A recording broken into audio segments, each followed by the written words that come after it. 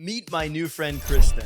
Kristen was born in the US and grew up in the Philippines, where she spent the first 15 years of her life. Raised in a bilingual environment, she has spoken Bisaya and English her whole life. Kristen creates amazing videos on Instagram, all about her life, many of which are in Bisaya. Be sure to check out her content, link below. Kristen has a fascinating story, and it was awesome chatting with her about growing up in Davao, what it means to be a third culture kid, experiencing reverse culture shock in the US, and so much more. I hope you guys enjoy the video. How do you identify yourself? Let me start with that, I guess. Technically speaking, I am American. I was born in Oklahoma, actually. And then when I was a 9-month-old baby, my parents moved us to the Philippines. We actually moved to Butuan first, and we lived there for a year, and then we moved to Davao. And then that's where I grew up. Okay, so you grew up there then your whole life in the Philippines? Yeah, pretty much my whole life, because even though I was born in Oklahoma, I have no memories,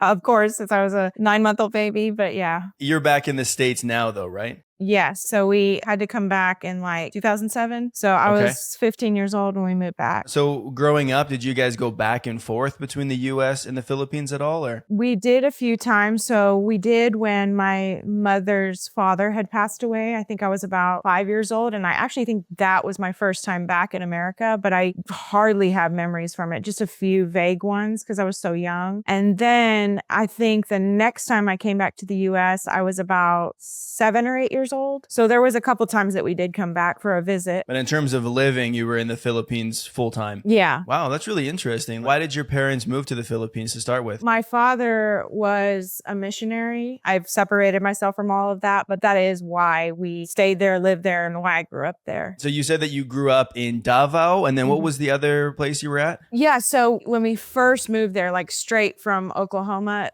we moved to Butuan. We lived there for, I think, a year. That's where I celebrated my first birthday. And then after that, we relocated to Davao, and that's where I lived the rest of my time there. How was it for you moving back to the States? It was hard. I made a culture shock series, like part 1 to part 10. And obviously I make it like more comedy centered and all that. But actually behind the scenes, like in my real life, it was very, very hard because for me, it wasn't just culture shock smacking me in the face. It was also like I was going through, my parents were divorcing at the time. So there was that. And then the culture shock and just some other things layered together. The adjustment was really, really hard. But for sure, the culture shock, like I actually developed agoraphobia when we moved here. And I actually battled it for really a decade. And I really think that part of that sort of triggered it for me was the culture shock. It was just so hard for me to like adapt and make friends and sort of put down roots here. Are you interested in learning Tagalog but having trouble finding quality learning materials?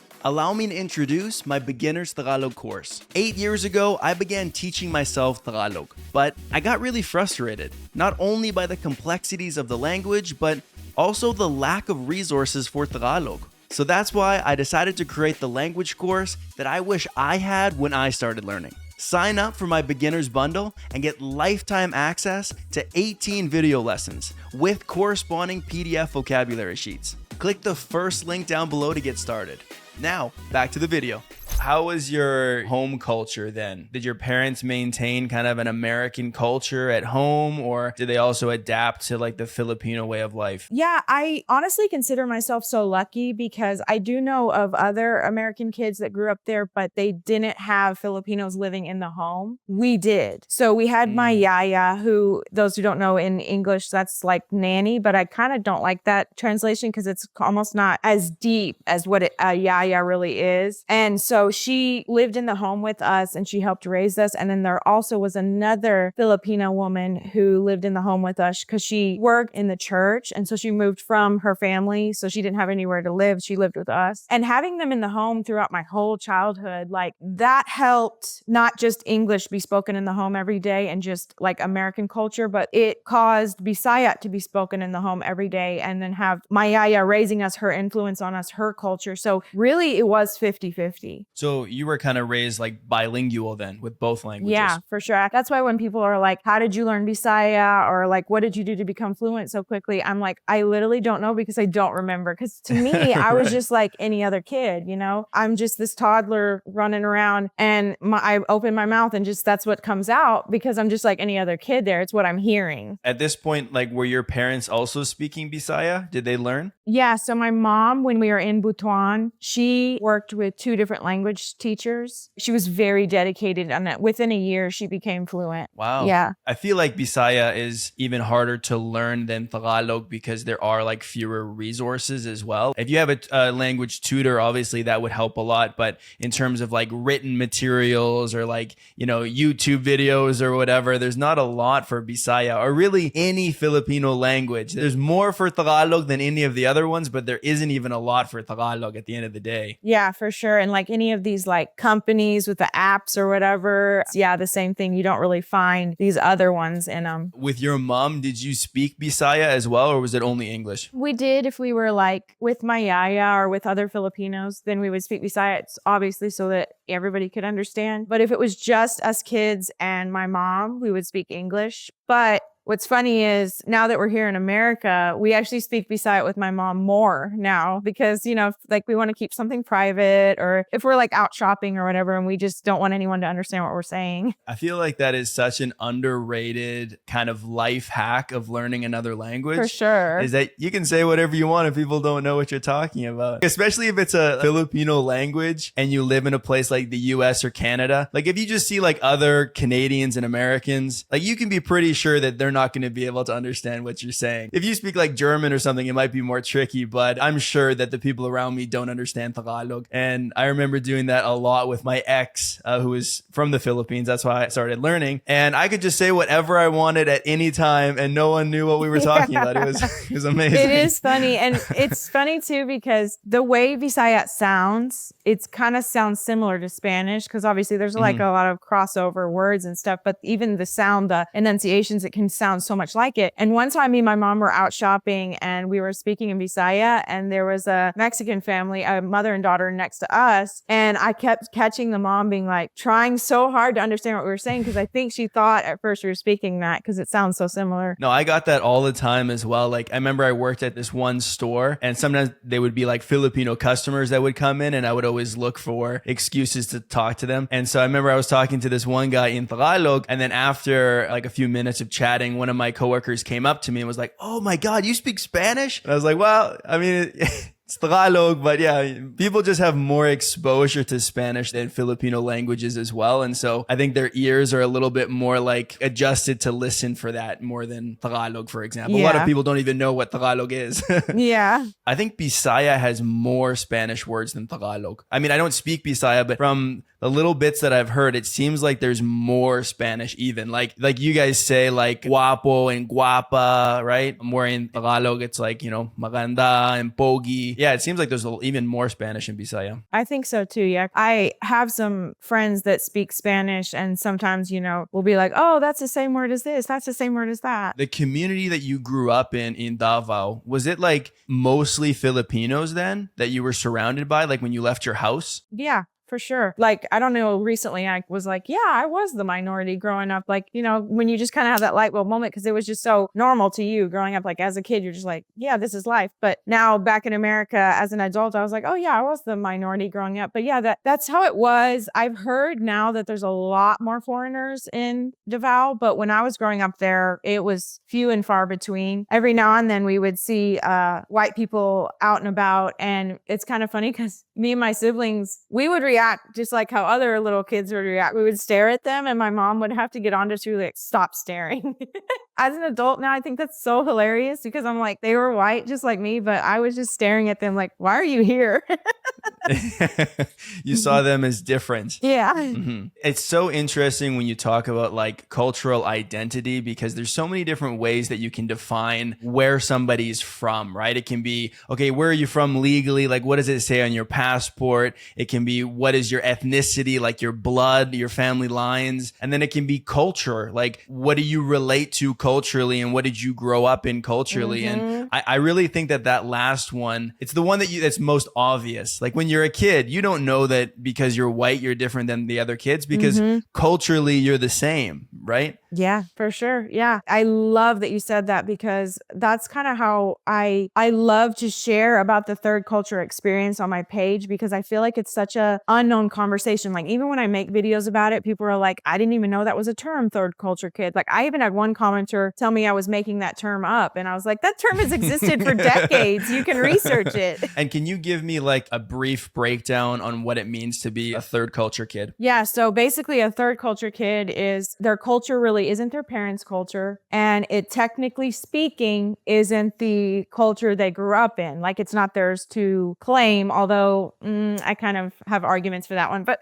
so in a sense, because it's like a blending of all this, it becomes this third culture, which is sort of like this, I don't know, gumbo pot, if you want to call it. And it's just this like, unique experience that you don't relate to your parents' culture that you grew up with. It's not really something that you feel like is yours. And then society wouldn't really say this one's your culture either. So it becomes this third culture, which like a blend of everything. And you're just this product of all that. And when you say like technically you're not Filipino, do you mean like legally, like you don't have a Filipino passport, or where do you draw the line there? I guess because I don't have Filipino blood, so I don't feel like I have a right to say that, and nor would I try. Like I'm not trying to like be in spaces or say something that would, offend or hurt anyone. So I don't feel like I have a right to claim that. However, I do feel like I am Bisaya. Like I am a part of the Bisaya culture because it is what raised me and shaped me as a person. Like I would not be who I am today without it. So I do feel like I am a part of the Bisaya culture. And I mean, we do that all the time with like, let's say Filipino people that are raised in North America, right? If a Filipino kid moved to Canada at 9 months old and grew up here, I would say that they're Canadian. Yeah. Right. Yeah. I wouldn't say, oh no, you're Filipino, you're not from here. Yeah. I wouldn't say that, but a lot of people also, I think, as a way of maintaining their heritage, will say like, I'm Filipino American or Filipino Canadian, right? Or whatever nationality it might be. And so, do you feel like a label like that would fit you? I wouldn't reject that type of label because it would make my heart happy. Like I respond to that in a positive way, but like I said, I'm very careful because with cancel culture and everything, and I have gotten attacked online many times for just trying to share my experience as a third culture kid, and people don't get it. It's black and white to them. They're like, nope, you're supposed to be this because you're white, whatever. And no matter how much I say, I was a baby when I grew up there, so I genuinely can't control how I grew up and how it shaped me. So I'm just very careful with how I talk about stuff online. I mean, I have so many followers that say, nope, you are Filipino, we claim you. And I don't reject that. I love that. I receive that. But it's not something I feel like I have a right to just go around saying.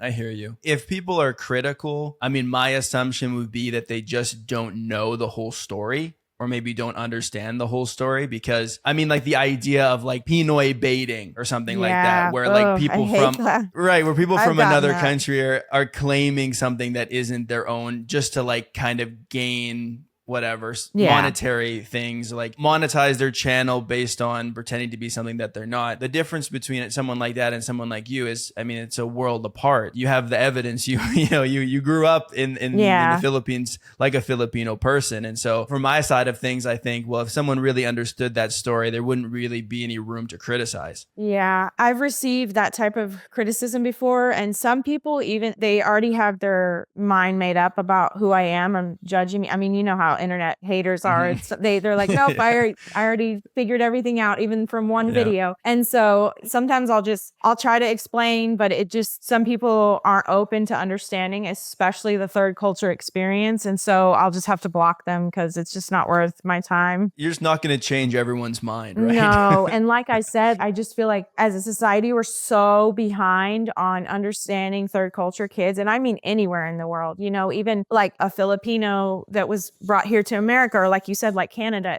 all of them included, like, I just feel like we're just so behind on understanding that, and understanding that we have a voice. We should get to have a space to talk about who we are, and we shouldn't have to like change who we are or adapt or pick and choose. Like we can't help who we are. We just are who we are. Yeah, exactly. At this point in your life now, like without asking you to choose like a label per se, culturally speaking, what do you feel like you relate to more? A Filipino culture and American culture? Oh, Filipino culture for sure. Yeah. Like I said, even as an adult now, like I'll have moments when I talk to my boyfriend about it a lot, because I still have little ways that I still have a hard time adjusting here, or, just like fitting in, or I don't know. People would just have to see my life behind closed doors. But yeah. And that's why I find so much comfort in the support I've gotten online, because for a long time, I wasn't an online figure at all. I was just like in the privacy of my own life, just being who I am, but feeling scared to share it either way, And so I have found so much comfort from the support I've gotten online, because now I feel like I have this online community that I can at least like turn to when, I don't know, life is just weird here in America. Comparing American culture to Filipino culture, what would you say the biggest differences are? Honestly, the first thing that comes to mind is just like, I feel like Americans, we separate ourselves more and put walls up between each other. Like even now here in my neighborhood, like we don't know each other here. Me and my neighbors, and like none of us really want to like mingle. But in the Philippines, especially in Bisaya culture, that's just so not a thing. It's a lot more coming together and openness and community. From the top of my head, even though there's like 100 things I could mention, definitely community feels so much different in the Philippines versus America. Yeah, like Filipinos really look after each other, right? Yeah. They kind of seem to band together in a different way. Yeah, and whereas here in America, it's like every man for himself. Yeah, like I think that the US culture and Canadian culture is very comparable. I've never lived in the States, but I think that's a fair assumption.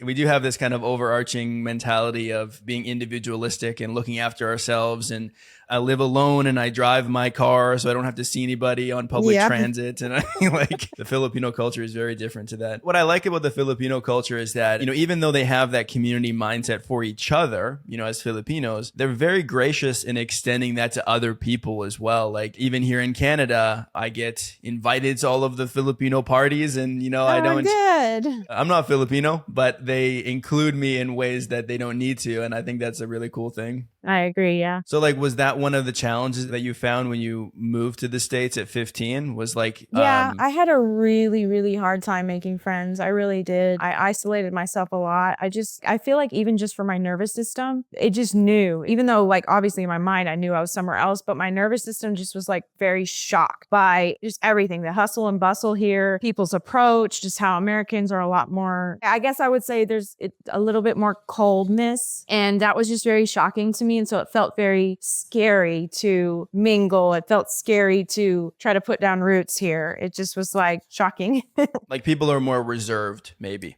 Like their personalities. Yeah. And like I said, that sort of every man for himself type of mentality, it really affects building community here and trust and connection. It's kind of a sliding scale, I find as well. Like as I've been to other countries that have different levels of, let's say, collectivist versus individualistic in their culture, you can really see it. And as a Canadian, growing up, I always thought that we were like super outgoing and like open and friendly, and we are in compared to some cultures. Yeah, and even humor too. I think style of humor, like, oh my gosh, Bisaya humor is so different from American humor. So sometimes I'll post videos and I'm like, don't even try to understand it. This side of followers, please just don't even try. Bisaya people get it.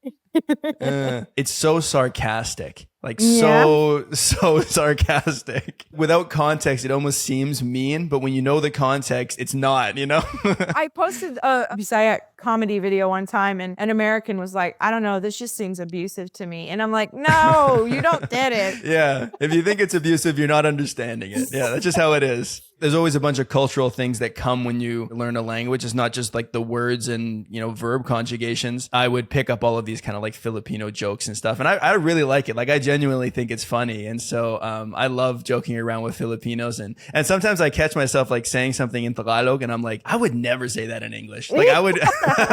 And I think that also intersects with Filipinos, in my opinion, being a little bit more direct. Yes. Sometimes I find absolutely. myself being more direct when I'm talking to Filipinos, and then I have to ask myself, like, am I being too direct? Like, is this okay? In the Davao area, do they have like a specialty dish or food that they eat? We ate McDonald's once in a while in the Philippines, but our main meals every day, every single day, multiple meals a day, was rice and whatever sudan, the side, which would be whatever Filipino dish. Everything from tilapia, sinigang, tinola, caldereta, kare-kare, all of those. My siblings and I loved it. Like, that's the type of food we grew up on. Those were like the main staple dishes. And I guess what you would call like American food was more of like a rare thing. So do you still eat those kind of dishes now in the States? Absolutely. I actually get cranky if I don't have Filipino food for a long time. Like, I can't. And that's another thing of like not really being able to adjust here in America is, even though I've been here for so long now, I have not adjusted to like the American way of eating. And I really will get cranky if I don't have my rice or Filipino food. And so obviously I mostly have to cook it myself because we have a Filipino restaurant here, but it's far away. Like, it's a long drive away. So yeah, if I do want to eat that type of food, I have to cook it, which is fine. Do you have a favorite Filipino dish? Oh yeah, sinigang. It's my number one. Always will be. Sinigang? My yaya, she cooked that for us a lot when we were growing up. And man, every time she would cook that dish, my siblings and I, it was always our favorite. We could smell it. Once it was starting to cook, we knew it was, and we would come running from our room and be like, "Are you making sinigang?" Was it with pork? I'm yeah. assuming? Pork Yeah. and the tamarind based one. So very sour. That's I have to have very, very sour sinigang. I mean, if you're going to have sinigang, it's got to be sour, right? That's a big part of Sour. it. So you said that you have some siblings as well? Yeah. I have How many siblings do you have? All of us together is 4. I have an older sister and then 2 younger brothers. And so do all of you guys speak Bisaya? My older sister does. So I'm the second. The brother after me does, but our youngest brother forgot his because he was so young when we left. So yeah, he doesn't know how to speak it anymore. And so with your 2 other siblings that do speak Bisaya, is that what you guys use with each other, or do you speak English as well? Just mostly English. I mostly speak Bisaya with my mom. Sometimes I'll speak Bisaya with my siblings again if it's something I, don't want anyone around to hear, or if I'm, for example, like if I'm not trying to be rude. Like last year, there was like a 4th of July get together and I showed up late and I didn't want to be rude and be like, has everyone already eaten? So I just whispered to my brother in Bisaya, have y'all already eaten? You said that you're in, is it Oklahoma? Yeah. Is there a big Filipino population there at all? There's a lot of Filipinos here. I wouldn't say, definitely not as many as like California, Texas, Hawaii, definitely not close to that. But there's several here. I wish the community was bigger, but when it comes to states like Oklahoma, they're not like, no one's running to move to Oklahoma. There's Filipinos there in the same way that there's Filipinos everywhere. Is that what you're saying? But it's Yeah. not necessarily a hub. Yeah. Yeah. So you said obviously you speak Bisaya, you speak English. Do you speak any other languages as well? No, just those 2. I can understand Tagalog a little. I'm not fluent in it. I don't speak it. Like, for example, I was watching a live stream the other day of a interview that was mostly in English Tagalog, and I could pick up the Tagalog, but I'm not fluent in it. Do Bisaya speakers mix English into it as well, like Taglish? I would say yes, but not as much. Not as much as Taglish. So like we definitely do like throw words in there here and there, but from what I've heard with Tagalog speakers, it's definitely not as much. Yeah, especially like people from Manila. There's Yeah. like so much English. It's crazy. For sure, yeah. Would you like to move back to the Philippines? Yes and no. Like I would move there tomorrow if I could, but I don't want to leave behind my pets here. So when we moved from the Philippines here to America, we had to leave behind all of our animals. And that's like a pain I never want to live through ever again. So I won't put myself through that. And like my animals are my family, ride or die with them. I'll see them till the end of their life. And so that would be my only thing holding me back really is my pets. I mean, could you bring them with you? Are they those kind of pets? Maybe if I was like really, really rich, but I don't know. Also, like it scares me I don't know how they like load cats and dogs onto a plane. So I don't know. It scares me. No, I hear you. That's definitely an added complication. What would you say like your favorite thing is about Filipino culture? Going back to what I said about connection, because I really do miss that. Like every time I'm just like missing home, I feel like that's what I'm missing the most. It's just that community and connection. I don't know, just togetherness and like, it's just so hard to explain. Like, it's just so different here in America, but definitely that just community connection and just togetherness that just feels so different from, obviously there is community here in America. You have to look for it, you have to find it, but it's just not the same in my opinion.